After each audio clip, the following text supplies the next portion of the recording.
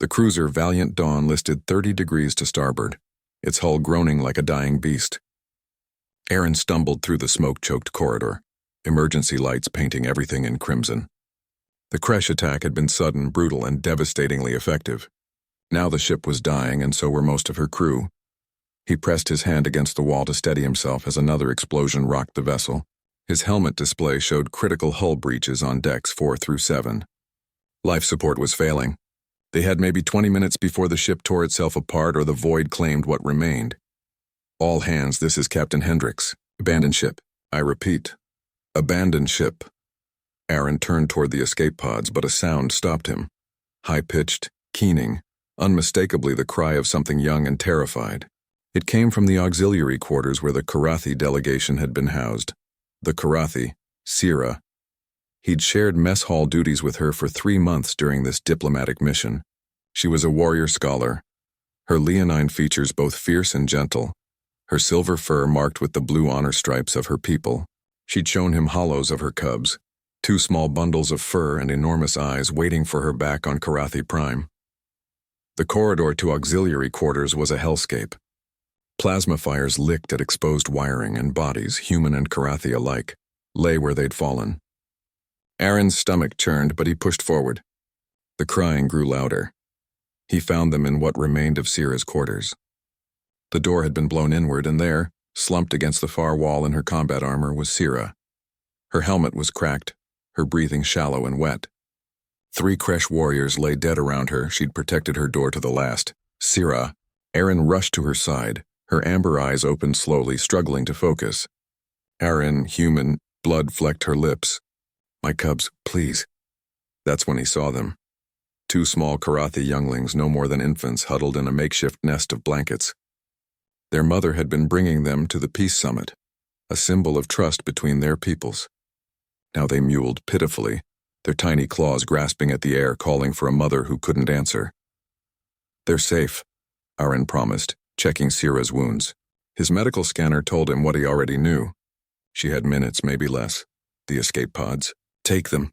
Sira's hand, surprisingly strong, gripped his arm. They are everything, the future of my clan line. Her voice dropped to a whisper. They have never known fear without comfort. Aaron's throat tightened. I'll get them out. I swear it. They cannot sleep when afraid. Will not sleep. Sira's eyes glazed slightly. On my world. We sing them. Into peace. But I cannot. A shudder ran through her body. Please, human. I have heard.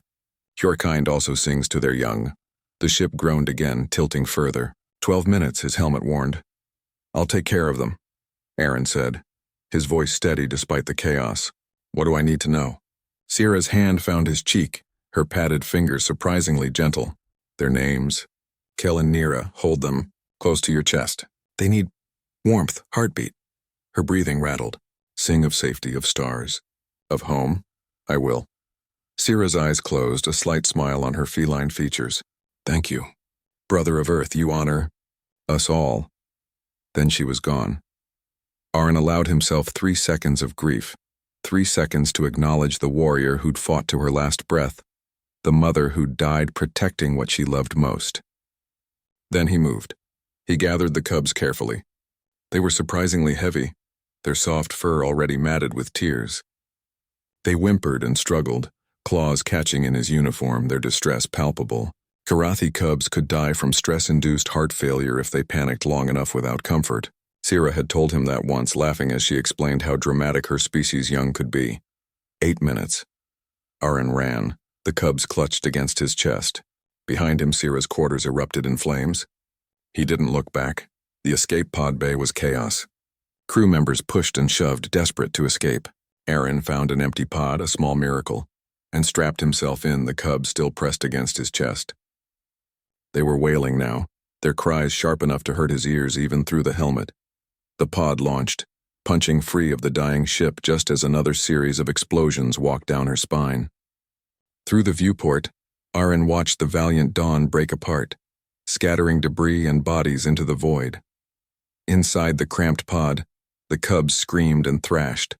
Their tiny hearts hammered against his chest so fast he feared they might burst.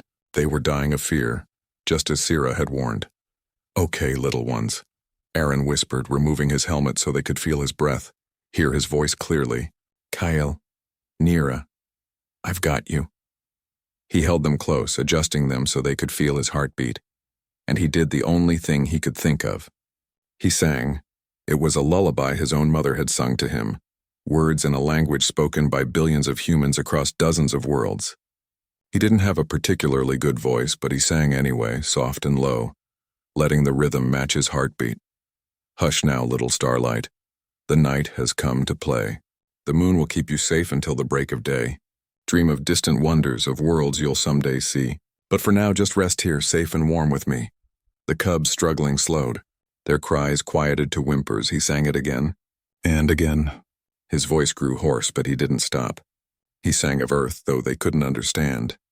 He sang of green hills and blue oceans, of his mother's garden and his father's workshop. He sang of the stars and the ships that sailed between them. He sang of courage and sacrifice of a warrior named Sira who loved them more than life itself. Slowly, impossibly, their tiny bodies relaxed. Their breathing deepened, synchronized with his own. Their small claws, which had dug painfully into his skin, loosened their grip, but didn't let go entirely.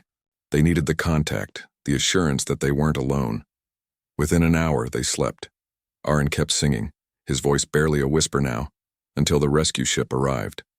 When the Karathi delegation found him, they discovered a human covered in scratches and blood, some his own, most not, cradling 2 sleeping cubs against his chest, still humming softly. The lead Karathi, an elder named Theron, approached slowly, his expression unreadable. Then he placed his hand over his heart in the traditional gesture of deepest respect. You have honored our fallen sister beyond measure, human. These cubs live because of you. Aaron looked down at Kale and Nira, still sleeping peacefully against his chest. Their mother was a warrior. She deserved better than to die afraid for them. She died knowing a human would sing them into peace, Theron said, his voice thick with emotion. On Karathi Prime, we have a saying. The greatest warrior is not the one who defeats the most enemies, but the one who ensures the young never know fear. Today, Aaron of Earth, you became such a warrior. In the weeks that followed, the story spread not just among the Karathi but across the entire galactic coalition. Humanity, that strange species of persistence and improvisation, had once again done the impossible.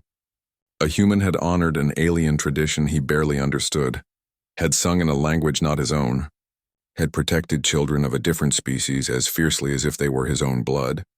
And when the Karathi and humanity formally signed their alliance, Aaron stood beside the Karathi matriarch with Kale and Nira, now old enough to walk, holding his hands. They would grow up knowing that when their mother fell in battle, a human had been there to sing them into peaceful sleep. The galaxy learned something that day. Humanity might not be the strongest species, or the smartest, or the most advanced. But when death and darkness came calling, humans would hold the line. They would keep the promises made by the dying. They would sing lullabies to alien cubs in the wreckage of war, because that's what humans did. They endured. They honored. They sang.